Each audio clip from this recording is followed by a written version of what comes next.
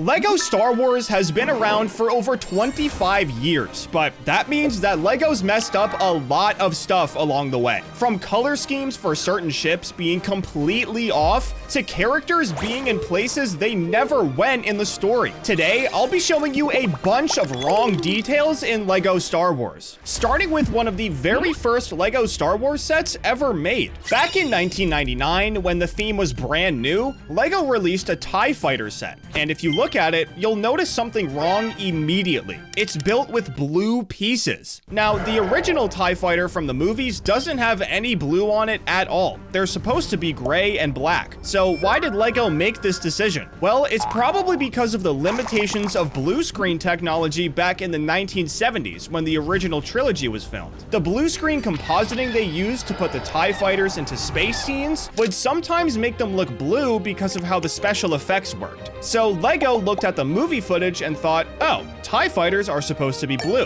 And speaking of color problems in the early days, the 1999 TIE Fighter wasn't the only one with this problem. Basically, every LEGO Star Wars set released before 2005 had completely random color schemes. LEGO just used whatever colors they had in their inventory instead of trying to be accurate to the movies. TIE Bombers had the same problems as TIE Fighters. X-Wings were all over the place with different shades. It was complete chaos if you cared about accuracy. Back then, LEGO's philosophy was to just get Star Wars sets out there and capitalize on the license. It wasn't until around 2005 that LEGO started actually caring about making sets look how they're supposed to. But even after 2005, they still messed up pretty badly sometimes. And the Desert Skiff set is a perfect example. In Return of the Jedi, the skiff that Jabba's guards use is a sand brown color, but LEGO made it dark reddish brown instead, which is completely wrong. And here's the part that makes this even worse. They made this mistake twice. The first time was in the year 2000, which makes sense since that was still during the era of random colors. But then they made the exact same mistake again in 2012. By then, LEGO was completely obsessed with screen accuracy for Star Wars sets, and yet somehow they still made the Desert Skiff in the wrong color. But Kylo Ren's command shuttle from 2015 might be the worst one of them all. In The Force Awakens, it's completely black, but for some reason, LEGO made the set in gray and light gray. Obviously, by 2015, they cared about accuracy, so the fact that this set made it onto the shelves at all is pretty crazy. But the wrong color isn't even the only problem with it. The wings don't fold the right way either.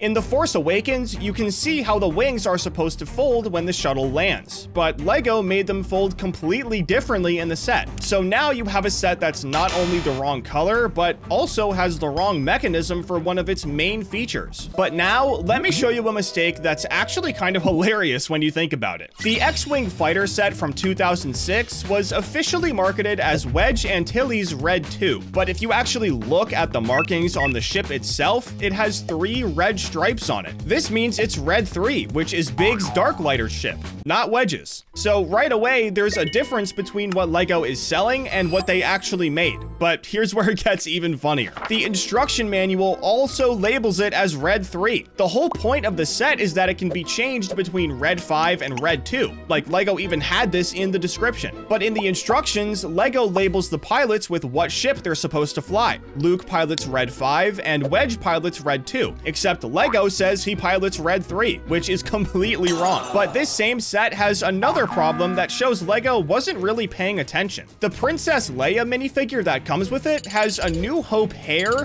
combined with an Empire Strikes Back torso. She's literally wearing clothes and hair from 2 different movies at the same time, which makes no sense. But now, let's talk about one of the most embarrassing mistakes LEGO's ever made with a Star Wars set. When the UCS Republic gunship came out in 2021, the first print run had a catastrophic error on the packaging. The box and instruction booklet had the Imperial logo instead of the Republic logo. This is a $350 Ultimate Collector Series set, which is supposed to be the pinnacle of LEGO Star Wars quality and accuracy, and LEGO put the wrong symbol on it. LEGO eventually had to admit this was a genuine mistake, and they fixed it in their later print runs. But the fact that it made it through design, approval, printing, and shipping without anyone catching it is absolutely insane. And speaking of UCS sets that have serious problems, the Assault on Hoth set from 2016 completely failed to live up to what a UCS set is supposed to be. It was officially marketed as a UCS set, which means it should have the highest level of detail and accuracy that LEGO can make. But instead, it's filled with design flaws and inaccuracies throughout the entire build. Fans were expecting something amazing because of the UCS label and the high price point, and instead they got a set that feels more like a regular one that someone slapped a UCS sticker on after the fact. But at least the Assault on Hoth set tried to include everything, because the UCS Death Star from 2025 just straight up left stuff out. In A New Hope, Luke and Han disguised themselves as stormtroopers to sneak around the Death Star. Well, in this set, the Luke and Han minifigures don't have stormtrooper helmets. And here's what makes this super confusing. The last Death Star sets from 2008 and 2016 both have these helmets. So LEGO's made this set multiple times over the years, and they knew that including stormtrooper helmets for the disguise scene was an important detail, which is the most expensive and supposedly most accurate version they've ever made. They just decided not to include them. And another set with a similar problem is the Emperor Palpatine's shuttle set. The set shows the scene where Anakin is being turned into Darth Vader after being rescued from Mustafar. This is one of the most important moments in all of Star Wars, but LEGO kind of messed it up. In the set, Anakin already has his Darth Vader helmet on, but in the actual movie, he doesn't get the helmet until after the rest of the suit is already on him. This is super nitpicky for sure, but they never made this mistake in other Darth Vader transformation sets, so it kind of stuck out. But the Battle of Takodana set from 2016 has a main character missing from it, which is insane. The set shows the battle at Maz's castle from The Force Awakens, and it shows Finn and Kylo Ren fighting each other, but Rey is nowhere to be found. And here's the problem with that. She's not only present in this scene in the movie, but she's one of the main characters in this moment. The whole point of the scene is that Kylo Ren captures her in all the commotion, and yet she's just not in the set. But at least the Battle of Takodana set shows a scene that actually happens in the movie, even if it's missing someone important, because the Kashyyyk set from 2005 does the exact opposite, and just puts characters in places they never went before. The set shows Mace Windu on the beaches of Kashyyyk during their fight with the droids, but he was literally never here.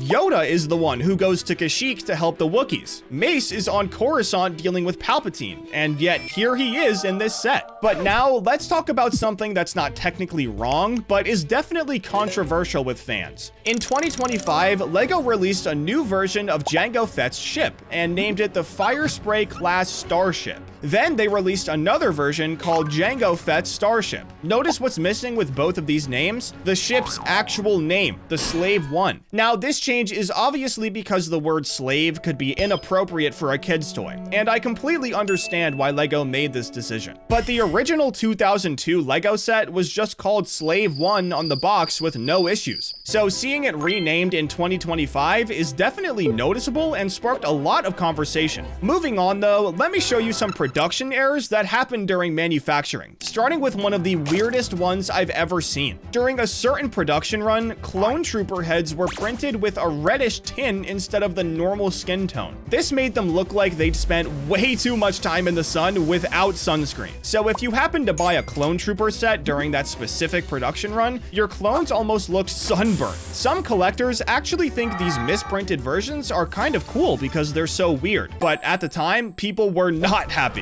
Speaking of printing errors, one of the most common defects you'll see on Star Wars minifigures is helmet prints that aren't aligned properly. There are physical ridges molded into the helmet piece, so LEGO uses these to line up the print down to the millimeter. But sometimes the printing is off, and once you notice it, you can't unsee it. It's super common for pilot helmets for whatever reason, so you can find a lot of them online. Another printing error that happens sometimes is when an entire color layer is completely missing from a minifigure's design. Modern LEGO printing uses multiple passes to apply different colors for the final design, so they might print black first, then white, then red, and all three layers combine to make the complete image. But sometimes one of those passes just doesn't happen. We can't really know why, but for whatever reason, you end up with a minifigure that's missing an entire color from its design, which makes it look really weird. But the absolute rarest type of factory error is when pieces are molded in the complete wrong color of plastic. This happens when the injection molding machines get loaded with the wrong color, or when there's leftover plastic from a previous production run that contaminates the new batch. There's a famous example of this with a Deadpool minifigure that came out with a gray head instead of red. The head was supposed to be molded in red plastic to match Deadpool's mask, but somehow it got molded in gray instead. These errors are extremely rare because factories have quality control processes that catch this kind of thing. But when they do slip through, they're usually worth a lot of money to collectors because they're so rare. And speaking of color errors that made it through quality control, in 2017, LEGO had one of the most expensive mistakes in their entire history. There was a factory error where they shipped out light gray pieces instead of dark gray in multiple different sets. This affected both Star Wars and creator sets, so it wasn't just one theme that got hit. But because of how big Star Wars was in 2017, a ton of people got the wrong pieces. The color difference between light and dark gray is big enough that it completely throws off the look of any set. This mistake was so bad that it cost LEGO $1 million to fix it, because they had to manufacture replacement pieces and ship them out to everyone for free. It's one of the single most expensive errors LEGO has ever made, and LEGO Star Wars was one of the main themes that got hit with it. But now, let me talk about some things that aren't exactly mistakes, more like missed opportunities. One of the most obvious examples is that Leia's Bespin escape outfit has never been made as an official minifigure. This is the outfit she wears in The Empire Strikes Back, when she's escaping Cloud City with Lando and the others. It's one of her most iconic and recognizable outfits from the original trilogy. LEGO has made basically every other Leia outfit you can think of. The white dress from A New Hope, the Hoth outfit, the Endor outfit, even some of the weirder ones from the newer movies. But for some reason, they've never made the Bespin escape outfit into a minifigure. But another completely obvious missing thing are official Force Ghost minifigures. In the Star Wars movies, when Jedi die, they can appear as blue transparent Force Ghosts. We see this with Obi-Wan, Yoda, Anakin, and even Qui-Gon in the Clone Wars. And fans have been asking LEGO to make Force Ghost minifigs for decades. Obviously, they've never done it, since we still don't have any today. But I feel like if they can make minifigs like Orion, they can easily make Force Ghosts. But to end the video, let me tell you about a huge mistake that LEGO barely avoided. When Revenge of the Sith was being filmed, the original script had a scene where Emperor Palpatine used Anakin's blue lightsaber during a fight. LEGO was designing sets based on early information from the movie, and they were super close to including this detail in one of their sets. Other toy companies like Hasbro actually made the mistake and released toys with it, so LEGO barely escaped. They almost made a Palpatine minifigure with a blue lightsaber. Luckily, they were able to change this before production, because obviously Palpatine never used a blue lightsaber in the prequels. Imagine if this actually happened though. No one would ever let them forget it. But have you noticed anything else wrong in LEGO Star Wars? Be sure to let me know down in the comments, and don't forget to subscribe.